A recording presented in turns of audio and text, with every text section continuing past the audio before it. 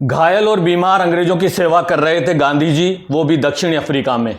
यहाँ तक कि जिन महात्मा गांधी को हम अंग्रेजों के खिलाफ संघर्ष का प्रतीक मानते हैं, उन्होंने एक समय अंग्रेजों का साथ भी दिया था। अब आप लोग सोच रहे होंगे कि मैं ये क्या उलूल जुलूल बातें आपसे कर रहा हूँ, लेकिन दोस्तों ये भी गांधी जी के इतिहास से जुड़ा एक सच है। आइए बात करते हैं गांधी जी से जुड़े इस ऐतिहासिक किस्से की।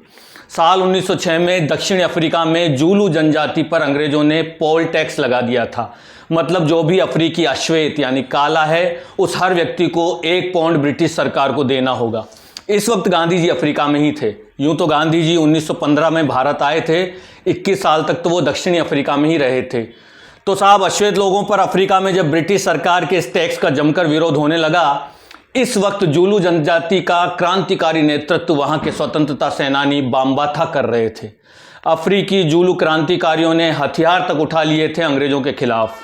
1906 की अंग्रेजों से बाम्बाथा जमकर लड़ाई लड़ते हैं। इस लड़ाई में 4000 से ज़्यादा लोग घायल हो जाते हैं, जिनमें अंग्रेज भी मारे गए थे और लगभग 135 अंग्रेज घायल हो चुके थे।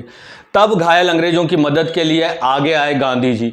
अफ्रीका के नाटाल शहर में उन्होंने नाटाल इंडियन एम्बुलेंस कोर नाम से ग्रुप बनाया, जो एम्बुलेंस से घायल अंग्रेजों को अस्पताल पहुंचा रहा था और अस्पताल में उनकी सेवा कर रहा था। इस एम्बुलेंस के ड्राइवर के रूप में गांधी जी घायलों की इंसानियत के नाते मदद भी कर रहे थे। गांधी जी का मानना था कि ब्रिटिश साम्राज्य की सेवा करके दक्षिणी अफ्रीका में रह रहे भारतीय अंग्रेजों से उन्हें समानता का अधिकार प्राप्त हो सकेगा।